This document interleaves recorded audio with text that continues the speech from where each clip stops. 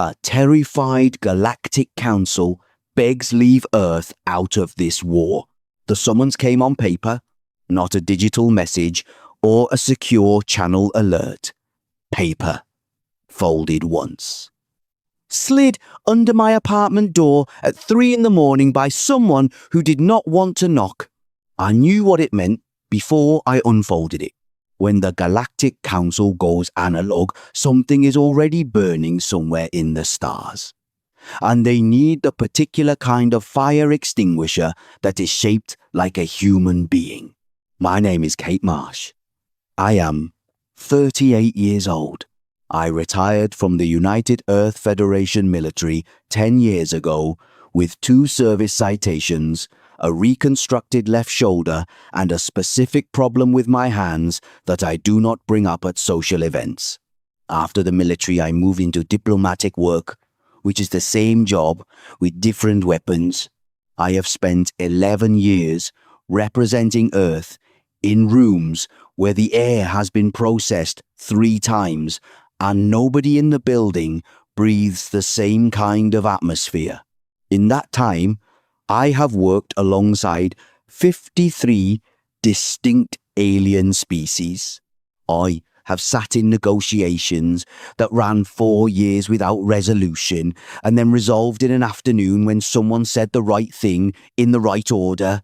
I have been the human in the room on 600 separate occasions, which means I have spent 600 occasions being the one thing in the room that every other thing watches from the corner of its eye.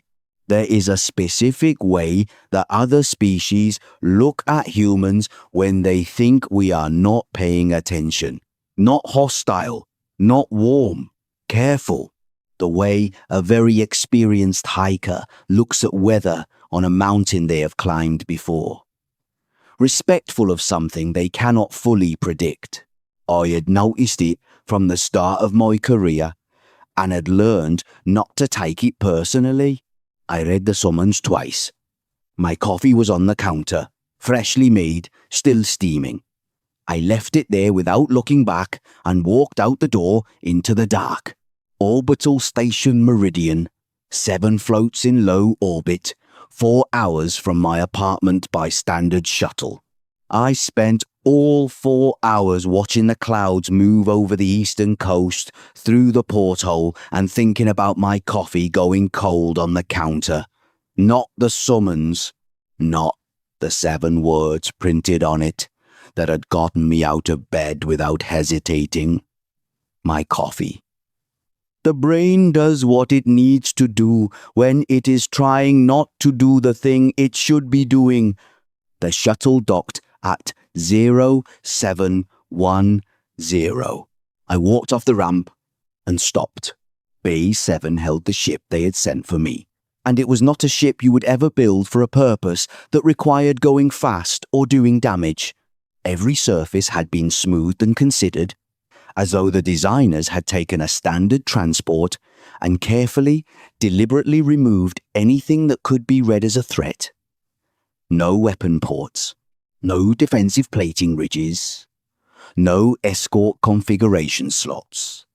The running lights burned in a warm amber colour, and I did not need to consult a reference to know what that meant. Every xenobiology briefing I had ever read in 11 years described that specific amber frequency as the Velhari physiological equivalent of holding your hands open and showing your palms. I counted the diplomatic seals on the hull. 7. I counted again because I needed the first count to be wrong. It was not wrong. 7 species had placed their official seals on one vessel. The last time in recorded history that 7 species had put their seals on a single ship, the event became known as the founding of the Galactic Council itself. That was 231 years ago. I stood in the docking bay for a moment and let that number sit. Then I went up the boarding ramp.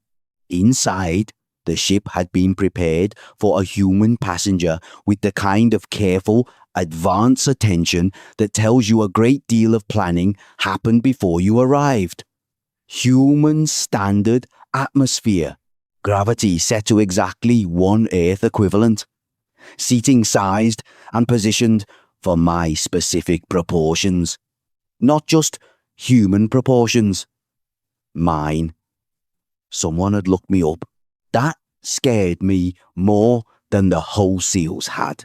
You do not go to that level of trouble for someone's comfort unless the conversation you need to have with them requires them to stay functional throughout it. You manage the environment because you cannot manage what you are about to say. 7 delegates were waiting in the main cabin. I stood in the doorway for 30 seconds and read the room before I said a word. 11 years in this work teaches you to do this. The first 30 seconds of any room carry more accurate information than the first 2 hours of prepared statements. You watch the hands, you watch the breath timing, you watch the small involuntary tells that every species, human and non-human alike, produces when it is under pressure it cannot entirely contain. Ambassador Talis of the Velhari was stress-molting. His species produces shifting bioluminescent patterns across their skin, patterns that are as natural and continuous as breathing. When a Velhari is in deep and sustained distress, the patches at the edges of those patterns go dark. 3 patches on his face and 2 on his forearms had gone dark at the edges. I had worked alongside Talis for 6 years. I had sat with him through difficult negotiations and failed agreements and the kind of diplomatic crises that keep whole departments awake for weeks. I had never once seen him molt. The Keth delegate had not blinked in 11 minutes. I had been counting from the moment I reached the top of the ramp, because that is the kind of detail that matters when you are trying to understand a room. The Sovani ambassador was holding a second pair of hands behind its back. Sovani naturally have 2 arms. This is biological fact, documented in every xenobiology reference in the Federation database. Under specific neurological conditions caused by extreme and sustained stress, their bodies can produce additional limbs as an involuntary physiological response. It is not something they choose. Their body does it the same way a human body produces sweat, as an automatic reaction to something their standard biology cannot adequately process. The Solvani ambassador had grown a second pair of hands and was attempting to keep them out of sight. I looked at the remaining 4 delegates. Every one of them was carrying some version of the same weight. It was in how they held their bodies relative to the exits, in how they all looked at me the moment I crossed the threshold, in the particular quality of collective held breath silence that a room develops when everyone in it has been waiting for the difficult part and has just watched it arrive. They were afraid, not cautious, not politically managing a difficult situation. Afraid in the real and sustained way that beings are afraid when something has already begun and they have exhausted their own capacity to address it. I crossed to the seat they had prepared and sat down. I folded my hands in my lap. I waited. Talis spoke first, because Talis always speaks first. In 6 years, I had never once seen him seed an opening. "Commander Marsh," he said, his translator module rendering his words in careful, precise English. "We are grateful you came." "Of course," I said. He glanced at the prepared remarks on the display surface in front of him. Then he looked at me directly. "There is a conflict developing in the outer sectors," he said. "A war between 2 major civilizations, the Dravathi Imperium and the Sarathi Collective. The projections for this conflict, if it proceeds along its current course, reach conservative estimates of 40 billion casualties over a 3-year period. 17 star systems fall within the primary conflict zone. 3 of those systems hold inhabited worlds that have no part in this dispute. He paused.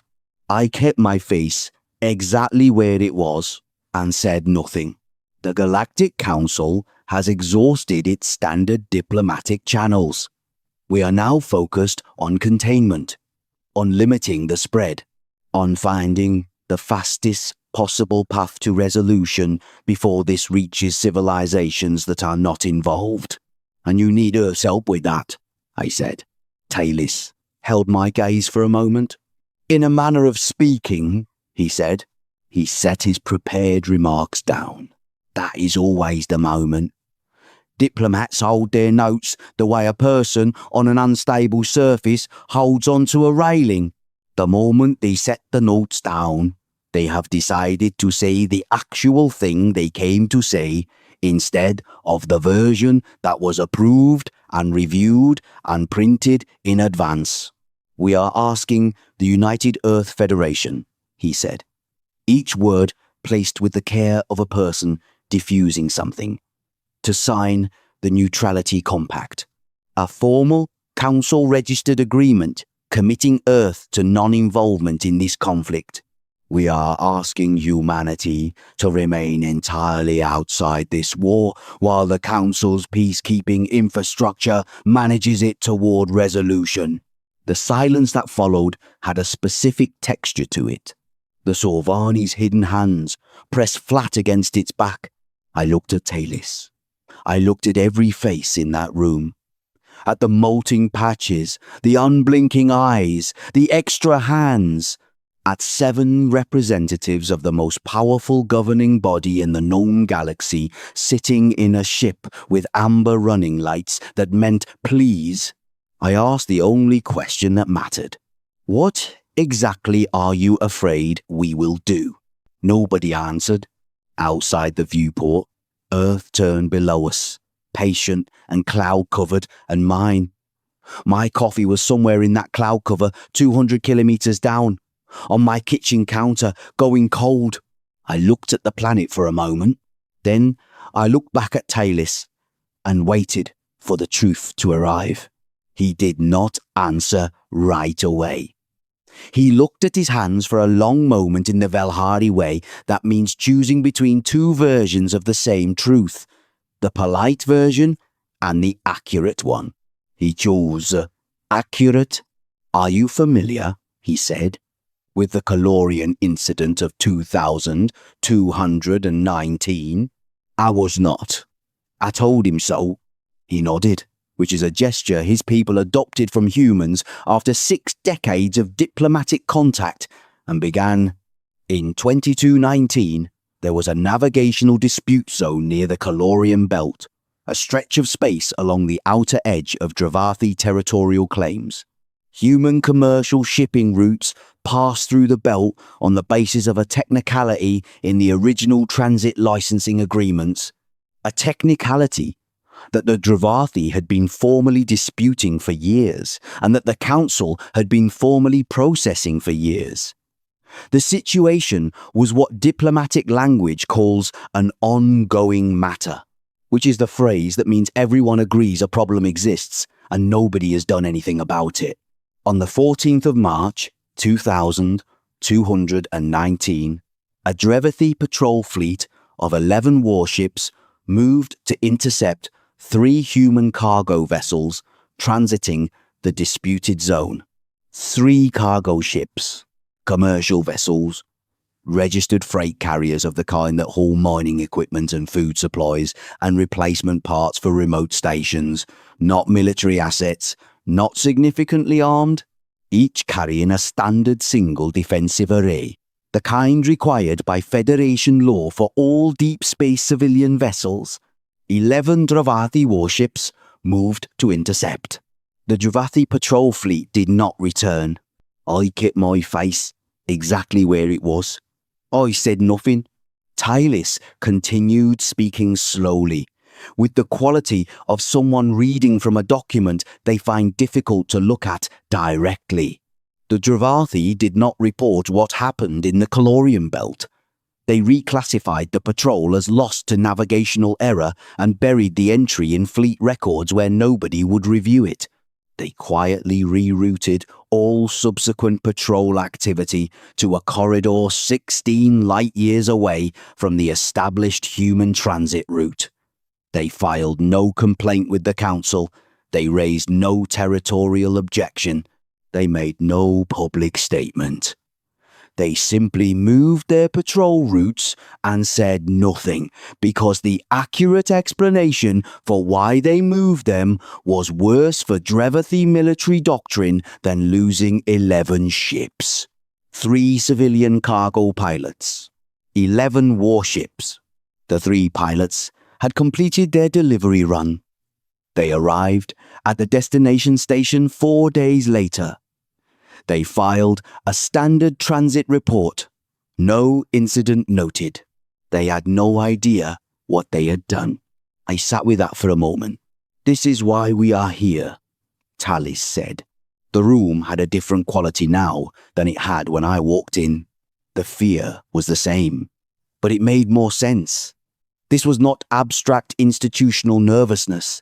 This was 47 civilizations that had looked at something they did not fully understand and decided, collectively, that the correct response was to send one ship with open palm lights and ask it nicely to stay home.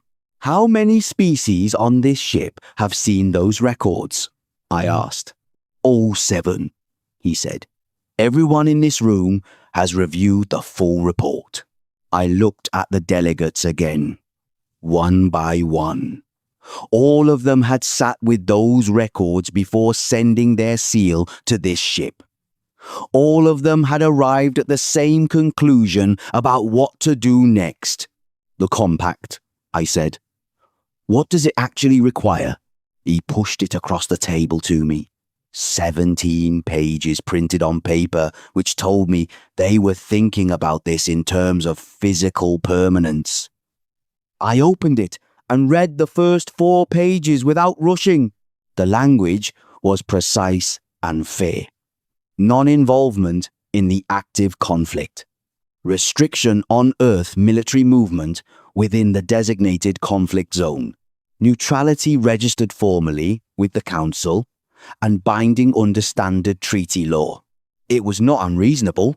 "If the war proceeds as projected," I said, "how many of those 40 billion casualties are from the 3 inhabited systems in the conflict zone?" Tallis looked at the surface in front of him. "Conservative estimate. 600 million non-combatants. Almost entirely." I folded the compact and put it in my jacket. "I will take this to the Security Council," I said. "I will make the case for it. I cannot guarantee the outcome." "We understand," he said. "We are asking only that you try."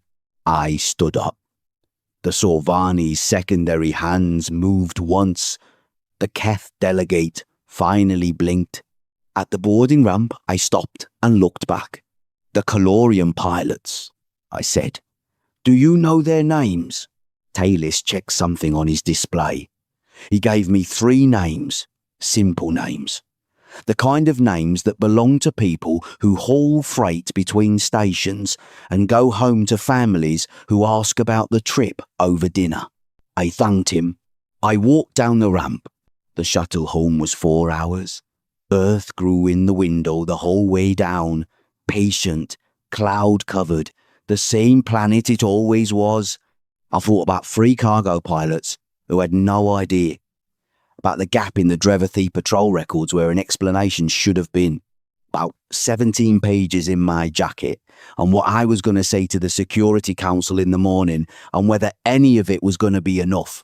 The city lights came up through the clouds as the shuttle descended. Somewhere on my kitchen counter, my coffee was cold. Owen Clark had the kind of face that stays professionally neutral through everything after 11 years in diplomatic work. I recognized it as the face of a man who had made his decision before you walked into the room and was now managing the meeting rather than participating in it. He sat at the head of the Security Council table and listened to everything I said. I will give him that. He listened well and without interruption. I laid out the full picture. The Drevathi-Sorathi conflict, the casualty projections, the Council's limitations, the Calorean records, the 7 seals on the amber-lit ship, the extra hands the Sorvani had grown out of fear. I put the neutrality compact on the table and walked through all 17 pages in language that left no room for ambiguity. When I finished, Clark said, "You are asking us to formally commit to standing aside while 40 billion people die. I am asking us to trust that the Council's peacekeeping structure is better positioned to resolve this than we are," I said, "and to acknowledge that our involvement carries risks that are harder to calculate than the risks of staying out." "The Calorean records," he said. "You believe them." "I believe Talis," I said. "And I believe the Sorvani grew a second pair of hands." The table was quiet. Clark looked at the compact. Then he looked at his deputy, Nora Holt, who had been taking notes throughout and had not offered a word. Nora was 32 and had come up through the Intelligence Analysis Division and was the only person in that building whose opinion I trusted without qualification. She looked at her notes. Then she looked at me. Her expression was the kind that does not tell you the answer, only that she has understood the question. The next 3 weeks were the closest thing to a controlled fire I have ever managed professionally. I met with individual council members in their offices, in corridors, over meals I did not eat. I sent briefings and answered questions at 11 in the morning and at 11 at night. I sat across from delegation representatives who wanted something they could show to their advisors and made the case in whatever language each of them needed to hear it in. I explained the Calorean incident in 3 different framings to 3 different audiences and watched each of them process the same information at a different speed and arrive at roughly the same place. Clark came around the way a large and careful thing turns. Slowly, but moving. By the end of the second week, Nora found me in the corridor outside the briefing room and said quietly that the votes were there. Not unanimous. There would be formal objections for the record, but the core coalition to pass the compact was assembled if the presentation held through the final session. I went home that night and drank my coffee before it went cold for the first time in 3 weeks. I slept for 7 hours without waking. The mining station Hargrove 9 was destroyed on a Tuesday. The duty officer at Federation Command reached me at 0430, the same hour as the paper summons, and read me the initial report in the flat and careful voice. That means the person speaking has already processed what they are saying and has decided that the only way to keep functioning is to use the fewest possible syllables. 43 personnel. Routine operations at a resource extraction site in the outer sector. The Sorati Collective, running a military expansion parallel to their preparations for the Drevati conflict, had sent a fleet through that sector to establish a resource corridor. The commanding officer of that fleet had encountered the station and made a decision. The official Sorathi communication, received through back channels the same morning, used the word miscalculation. I read the communication 3 times. It was genuinely well written. Precise language, the correct formal expressions, the appropriate phrasing for an acknowledgement of unintended harm. Someone in the Sorathi diplomatic corps had put real care into the word selection. Someone had also chosen an elegant typeface for the document, clean and considered. I found myself spending too long thinking about that font, about the person who opened a type library and selected something that communicated gravity. I kept thinking about it after I should have stopped. The 43 names listed in the incident report were in standard mission transcript formatting. I read all of them. One of them was a cook named Clara Ford. Her personnel file noted she had submitted a reassignment request to a closer station 6 months ago and was waiting on approval. I put the communication down and called Tylis. He answered before the second tone. I know, I said. The compact. He was not calm. Sign it now. Get Clark in a room today.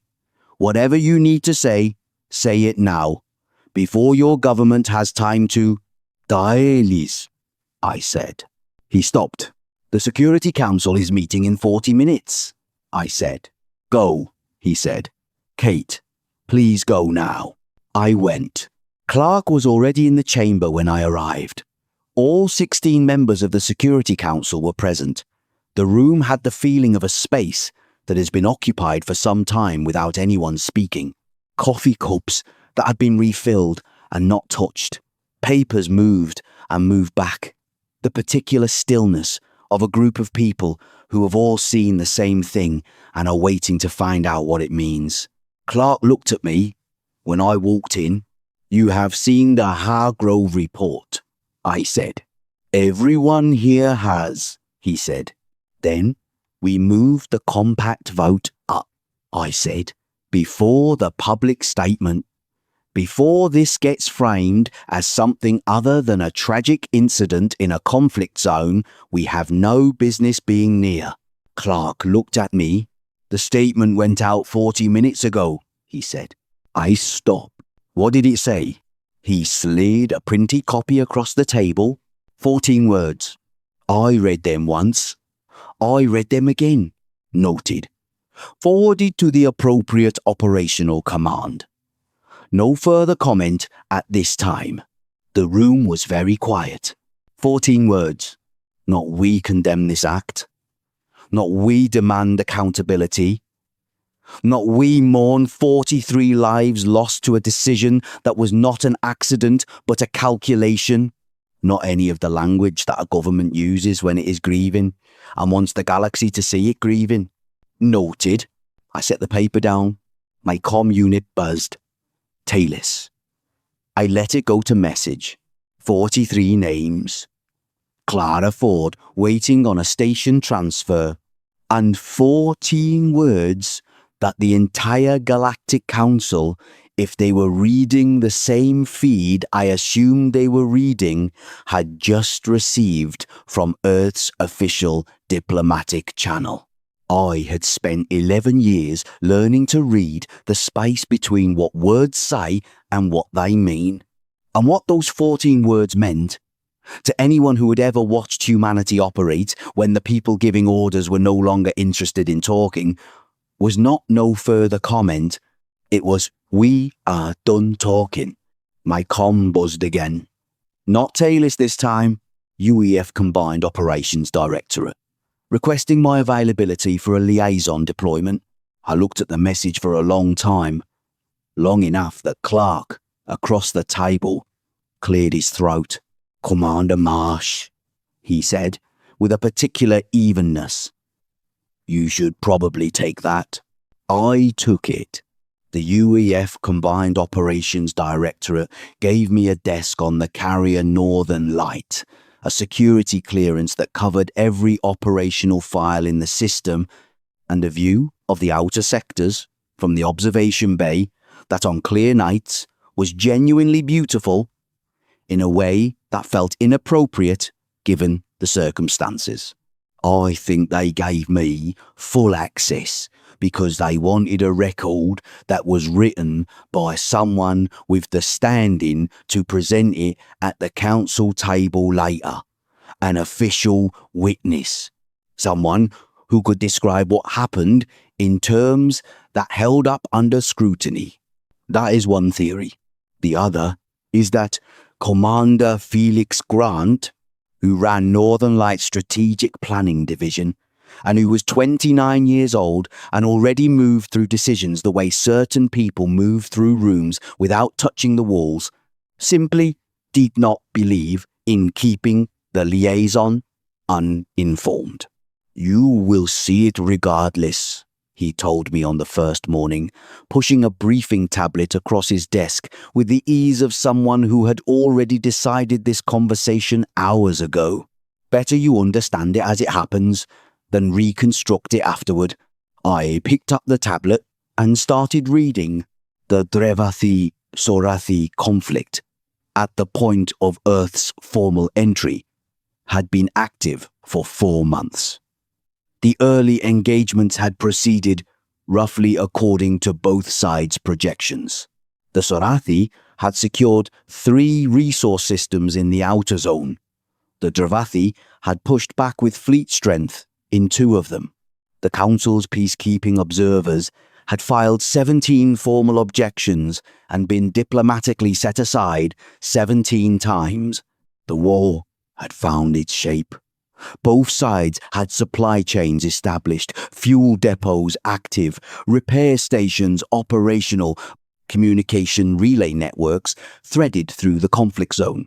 The vast and complicated infrastructure that any civilization requires to sustain a war at distance from its home territory was in place. UEF Combined Operations had spent 4 months doing nothing but mapping it, not engaging anyone, not appearing on anyone's tactical displays. They had deployed a collection of unmanned survey platforms into the conflict zone through transit corridors that touched no militarized space, and those platforms had built the most detailed logistical portrait of a foreign military operation I had ever seen in a briefing document. Supply routes, fuel dependencies, communication relay architectures, the commercial transit relationships that kept both sides' forward operations running. Every door, every threshold, every load-bearing joint in the infrastructure of a war. They knew where all of it was. "The Sorathi fuel depot at Grid 7 North," Grant said, tracing the map on my tablet with one finger. 63 vessels cycling through it on a rotating resupply schedule. That depot receives its deliveries via this route. He drew the line. This route passes through 4 commercial transit corridors. None of them are Sorathi-owned or Drevathi-owned. All of them have established business relationships with Earth-registered logistics companies. I looked at the map. "You are going to ask those companies not to service that route," I said. "I am going to have a conversation with those companies," he said, "about certain regulatory complications that have recently come to light in the transit licensing framework covering that corridor. When the depot stops receiving resupply," I said, 63 warships lose operational capacity. They would need to pull back to secondary staging areas for servicing," he said. "Which opens the Drevathi primary advance corridor here," he tapped a different point, "where the Drevathi will move forward into this system, which is a critical waypoint for their own communication relay network. A relay network that runs through a maintenance zone where Earth-registered infrastructure service contracts have, as of last week, technically lapsed pending renewal review." I set the tablet down. "How long does this take?" I said. "Full operational resolution?" 6 months from now. Possibly less if both sides respond to pressure points at the pace the models suggest." He looked at me steadily. "Direct combat casualties on our side. The projection is 0. We are not going into direct combat." "0, I said. "0, he said, without any particular weight. "The way you say a number that is simply accurate." I picked the tablet back up. "That was day 1. The 6 months that followed were unlike anything I had encountered in 11 years of observation.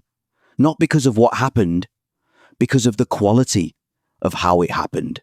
There were no fleet engagements with any dramatic outcome, no planetary bombardments, no battles that would earn their own section headings in a history book. There were conversations. There were licensing complications. There were shipping route modifications and fuel delivery delays and communication relay maintenance windows that ran long. There were quiet meetings between Federation trade representatives and neutral logistics companies, meetings I was never inside, the outcomes of which I watched appear on Grant's tactical map over the following weeks as coloured zones shifted from red to amber to grey. Grey meant disengaged. Forward operations suspended, resources pulled back. The grey spread across the map slowly, the way a tide comes in. Not dramatic, just steady. I watched it from my desk on Northern Light, drinking the terrible coffee the carrier stocked, which tasted like something had happened to it at some point in the process, and nobody had addressed it, and trying to fully understand what I was watching. What I was watching was humanity fighting the conditions that made the war viable. Not the Dravathi, not the Sorathi, the war itself as a physical and logistical reality, the infrastructure that made sustained armed conflict between two major civilizations possible, understood with a precision that made me think more than once about 3 cargo pilots who had filed a standard transit report. On day 62, the Sorathi Logistics Command requested a communication channel with the Council. I was in the briefing room when Grant received the report. He was looking at a tactical display, and he did not change his expression when his aide read him the message. "Noted," he said. The same word the Federation had used 43 days earlier in a different context. He said it in exactly the same tone. I wrote that down. On day 79, I was in the observation bay when Admiral Veth Sorak of the Sorathi Southern Command addressed his fleet command staff in a briefing that our intelligence systems were pulling in real time. I watched his face on the translated feed. He was not young. He had the bearing of a being who had commanded large things for a long time and was comfortable with large things going wrong. He had sat through bad briefings before. He had made difficult decisions with the steadiness of deep experience. His tactical system finished its 30-minute projection. The room on the other end of the feed went silent. Veth Sorak sat very still. I watched his face in the moment that comes after a briefing restructures the fundamental assumptions of an entire campaign. The moment when the calculation finishes and the conclusion is clear, and checking the numbers again does not change the answer.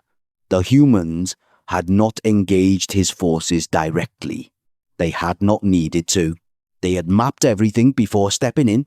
Every supply line, every fuel route, every communication dependency, every relationship between his fleet's operational capacity and the neutral commercial infrastructure sustaining it from the outside. And then they had adjusted that infrastructure with surgical patience, not cutting it, not destroying it, redirecting it, introducing friction at the exact points where friction was most expensive, consistently. Without announcement, without any declaration of action, his fleet had been losing operational capacity for 79 days and had not engaged a single human vessel. He sat with that, then he said something to his staff that the translator rendered as, "They already knew where every door was before they decided whether to open any of them." His second in command said, "Sir, their casualty numbers." He looked at the figure on the display. 0. She had reviewed the figure 6 ways before the briefing. It was accurate. The humans had entered a war between 2 of the most powerful civilizations in the galactic community. They had been operating within that war for 79 days. They had not taken a single direct combat loss. Not through luck. Because they had designed the operation around the assumption of what a loss would cost, decided it was worth nothing, and built every decision from that point outward. They had planned for failing before they started, set the price of failure at 0, and constructed a campaign that never required paying it. I turned away from the feed. Someone had left a coffee cup at the edge of my console, half full, cold. Nobody had moved it. In the middle of 6 months of the most significant military operation in 3 centuries of galactic history, someone had set their coffee down, walked away to do something, and not come back for it, and everyone who had worked at that console since had moved around it. I looked at that cup for a long time, thought about 43 names on a mission transcript, about Clara Ford's pending transfer that would never be processed now, about Talis's dark-edged molting patches and the Sorvani growing extra hands because it was frightened of what we might do. The Drevathi Imperium suspended its forward operations on day 111. The Sorati Collective formally requested council mediation on day 119. The war was over on day 123. The war that had been projected to consume 3 years and 40 billion lives was over in just over 4 months from the day Earth entered it. 600 million non-combatants in the conflict zone's inhabited systems were alive, who the projections had already counted as casualties. I sat in the observation bay of Northern Light and looked at the stars for a while. Nobody asked me anything. Nobody needed to. I drank the terrible carrier coffee and did not think about anything specific for about 40 minutes, which was the longest stretch I had managed since the paper summons came under my door. Grant knocked on the observation bay door and told me the council was requesting our presence for the treaty proceedings. 3 days, he said. I nodded. Grant, I said. He waited at the door. Your overnight logistics analyst, I said. Young. Stands like she already has the answer before the question finishes. Lieutenant Meg Ward, he said. How old? 20, he said. 20 years old. Already, with the flat water eyes I had only ever seen on people twice her age. On people who had been through something too fast and come out the other side with the specific knowledge that too much speed produces. Give her some leave when this is done, I said. Real leave. Not 4 days. Grant was quiet for a moment. Yes, Commander, he said. He left. I looked at the cold coffee cup still sitting on the console. Thought about what I was going to say to 47 species in 3 days and whether any of it would be adequate for what had just happened. Outside the observation bay windows, the stars held still. They always do. The Galactic Council chamber looked exactly as it always had. 47 species, the same high ceiling, the same orbital light cycle adjusted to approximate a planetary afternoon. The same arc of delegation stations that the founding architects had designed to imply equality and that the political reality had spent 2 centuries quietly complicating. But the air in it was different. I noticed it the moment I walked in. Not a temperature change or a measurable atmospheric shift. A quality. The difference between a room that has been used and a room that has been changed by what occurred in it. Everyone seated in that chamber had entered knowing something they had not known 6 months ago. That knowledge was sitting in the room with all of them, occupying space, and nobody was entirely sure yet what to do with it. Talis found me in the corridor before the session opened. He looked better than he had on the amber-lit ship. The molting patches had healed cleanly. His bioluminescence was cycling through a color pattern I had not seen on him before, something in the lower blue register that I had been meaning to look up since the Hargrove crisis call and had not yet gotten to. "Commander Marsh," he said. "Dialis," I said. "You look tired," he said. "I am tired," I said. He looked at me with the careful attention he uses when he is deciding how much of a thing to say. "Thank you," he said, "for the record you kept, for being there." "I was an observer," I said. "You were present," he said, "in the room where it could be seen and recorded clearly. That matters.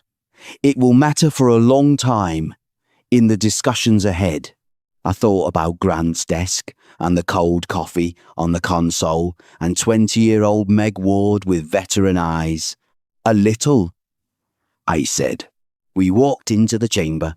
The Dravathi delegation was seated 6 positions to the left of the Sorathi delegation.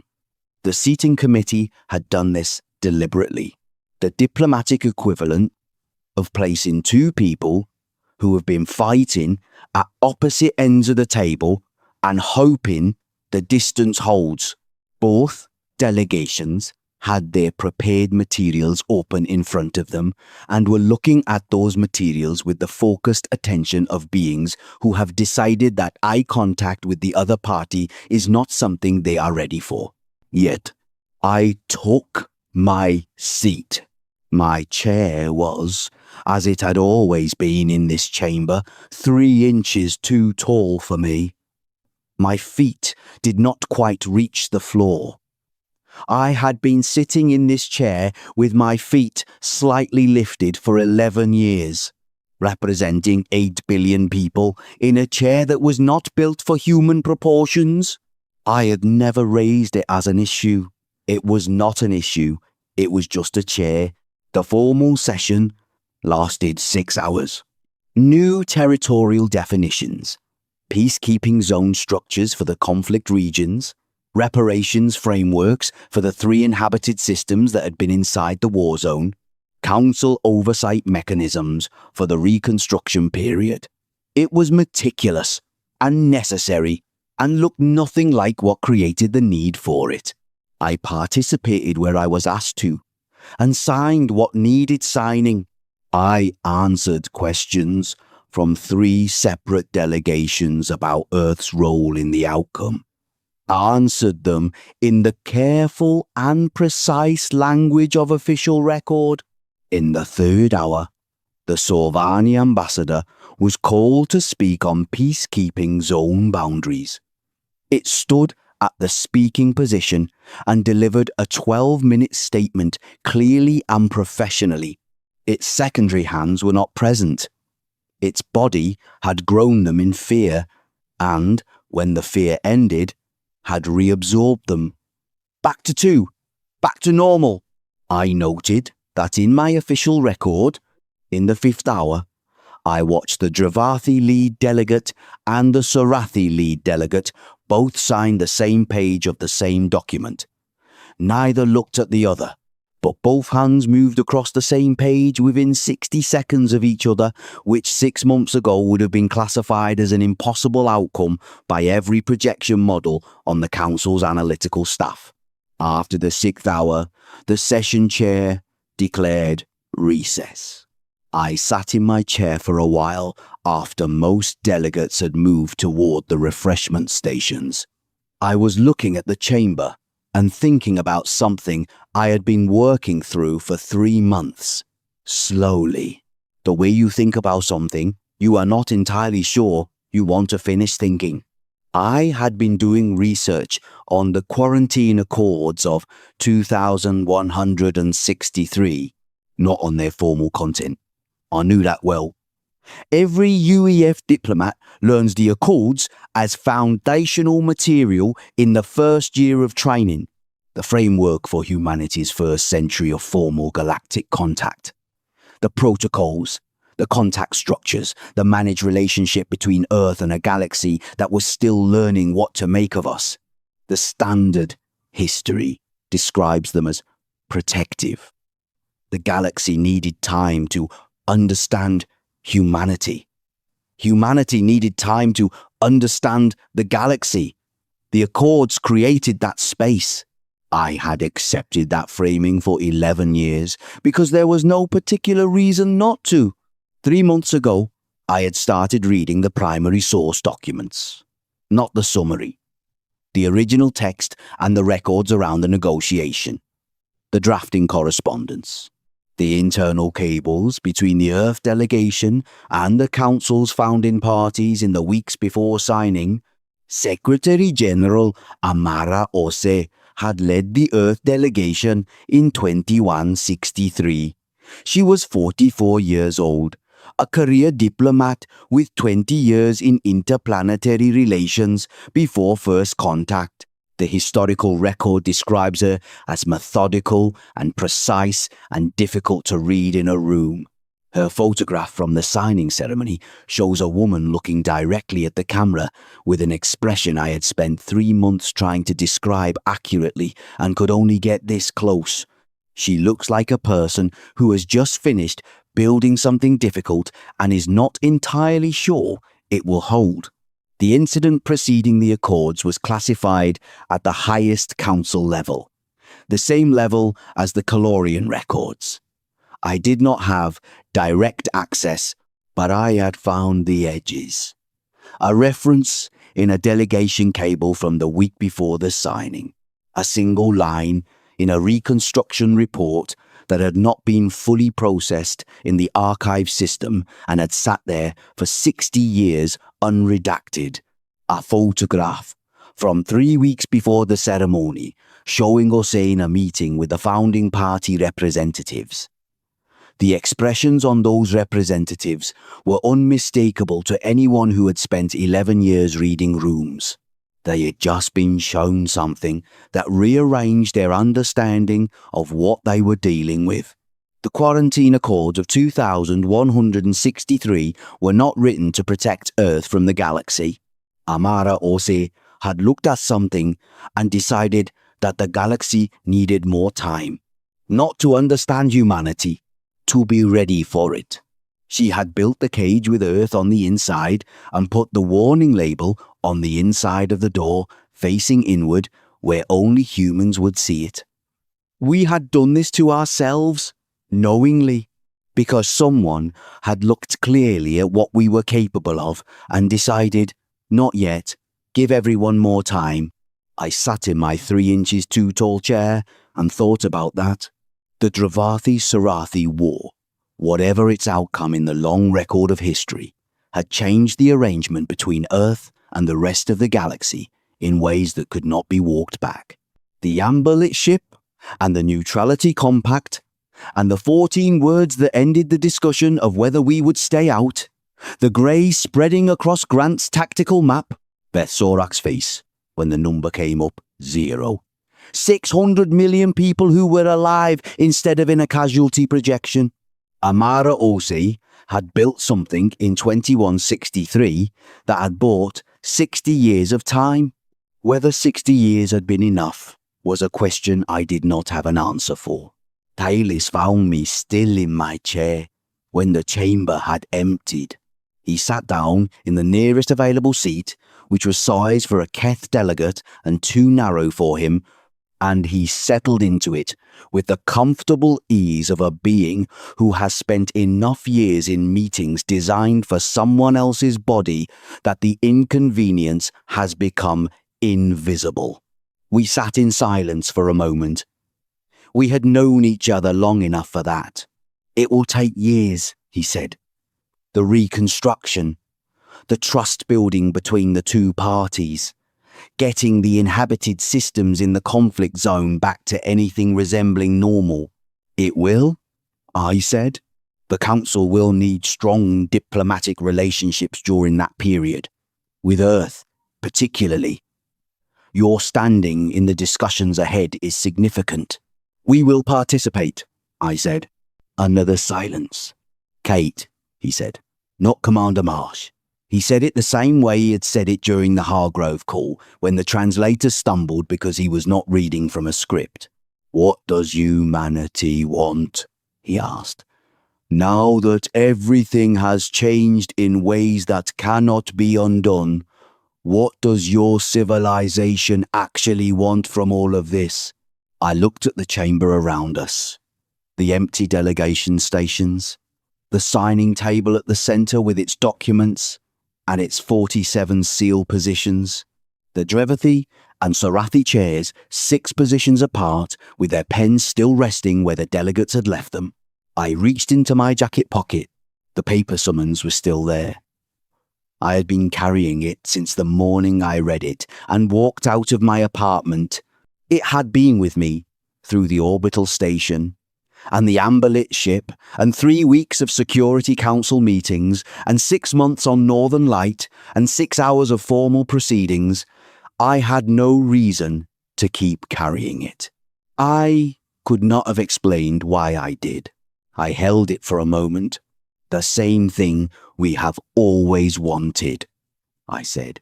"To be left alone long enough to decide what to do with ourselves." Tylis was quiet. "That is a more complicated answer than it appears," he said. "Yes," I said, "because deciding what to do with yourselves is itself a project of uncertain duration," he said. "Yes," I said, "and in the meantime, the galaxy continues to exist around you." "It does." He looked at me. His bioluminescence held in that lower blue. I still had not looked up. I decided I would look it up tonight before I slept. I had been meaning to for months. "Are you afraid," he said, "of what humanity might become? If the deciding takes too long, if it goes in the wrong direction?" I thought about Meg Ward's eyes, about 3 cargo pilots and a standard transit report, about the expression on Amara Orsay's face in a photograph from 60 years ago, and whatever she had seen that made her build a cage around Earth and put the label on the inside, about my hands, about Kepler, about what I had done in the 3rd outer engagement that I did not bring up at social events. I think everyone should carry a little fear about that, I said. "We should. You should. That level of fear seems correct to me. The alternative is not paying attention. And the old accords," he said. "If they had held, they could not hold," I said. "The situation required what it required. I do not think anyone chose this deliberately, including us." "No," he said quietly. "I don't think so either." He stood from the 2 narrow Keth chair with the ease of someone who has spent a career being comfortable in uncomfortable places. "The Council will be watching Earth very carefully," he said, "for a long time." "I know," I said, "and we will be hoping," he said, paused, selected the next word, "that the deciding goes well." I stood up. My feet found the floor. We walked out of the chamber together through the corridor to the junction where his path and mine split. He went toward the council residential wing. I went toward the shuttle bay. At the junction, he stopped. "One more question," he said. I waited. "The Calorean pilots," he said. "The 3 cargo pilots. Do you know exactly what they did? In the belt? With those 11 ships?" I looked at him. "No," I said. "Still classified. Would you want to know?" he asked. I thought about it. Really thought about it for a few seconds, standing at a junction in the corridor of a station orbiting a planet that was not mine. "I think," I said, "that might be one of those things that does not need to be understood in order to be respected." He held that for a moment. Then his bioluminescence shifted. The lower blue changed briefly to something warm and wide, something that moved across more of his skin than his usual patterns reached. I did not have the look up for it yet. He inclined his head in the Velhari gesture that his people had been using in diplomatic contexts before first contact with humanity, the gesture that predated everything they had adopted from us and therefore carried something cleaner and older in it. I took it for what it was. I walked to the shuttle bay. The descent was 4 hours. Earth grew in the window as the shuttle came down, the same cloud cover it always had, the same patient turning. I watched the coast appear through a break in the clouds and thought about nothing in particular, which is a thing I have learned to do when there is too much to think about and none of it is ready yet. My apartment was the same as I had left it. It always is. The same furniture in the same positions, minus whatever perishables have expired and plus however much dust has settled in the time I was gone. 6 months had produced a meaningful amount of dust. The coffee cup was on the counter. I had known it would be there. I had thought about it at intervals for 6 months. Through the amber-lit ship, and the Security Council chamber, and the Northern Light, and the observation bay, and 6 hours of treaty proceedings, my coffee cup had been sitting on my kitchen counter going cold, and then past cold, and then past everything coffee can be. I picked it up, rinsed it, looked at the dark ring at the bottom where 6 months of sitting had left their mark. I made fresh coffee. I stood at the counter while it brewed and looked out the window at the city. The lights were on. People were moving through ordinary evenings on a planet that had just participated in ending a war that was going to consume 40 billion lives. Most of them did not know the details yet. The full picture would take time to reach the public. The Calorean records would stay classified. What I had pieced together about Amara Ose would stay in my personal notes until I figured out what to do with it. For now it was just the city and the evening and coffee brewing. I thought about Talis's question. What does humanity want? I thought about it the way you think about something without a clean answer that probably never will have one. 8 billion people on one planet, with colonies and outposts reaching further every decade, and a history that contains everything humans are capable of, the full range of it, the best and the worst, and all the complicated ordinary space in between. We want what everyone wants. To be safe, to matter, to build something that outlasts us. We want to be left alone long enough to understand what we are going to do about the parts of ourselves we have not fully understood yet. The parts that 3 cargo pilots carry without knowing it, and that show up in the gap where an 11-ship patrol record should be. The parts that Amara Ose looked at in 2163 and decided the galaxy was not ready for. The parts that live in my hands from what happened at Kepler, that I have not talked about at social events or anywhere else, that are simply there the way a reconstructed shoulder is there, part of the permanent record of what I have done and what has been done, and the distinction between those two things, which is not always as clear as it should be. The coffee finished. I poured a cup. It was hot. I drank it before it went cold. Outside, the city kept its rhythm. The stars were coming up above the light, faint but present.